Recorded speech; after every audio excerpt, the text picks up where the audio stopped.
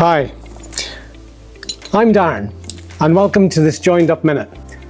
Fixture time is the period an adhesive takes to gain enough strength so that you can handle or unclamp your parts without stressing the bond line. And this could ultimately impact your bond's final strength. Think of this as your adhesive's time to develop its initial hold. Now, during this time, the adhesive develops what's commonly known as handling strength. This means the bond is strong enough for light handling, but hasn't yet reached its full strength or full cure. So it's important to note that fixture time isn't the same as full cure time. While the adhesive can be handled after the initial fixture time, it will continue to cure and strengthen as time progresses. Understanding fixture time therefore helps ensure your assemblies are handled correctly, leading to reliable and durable bonds in your application.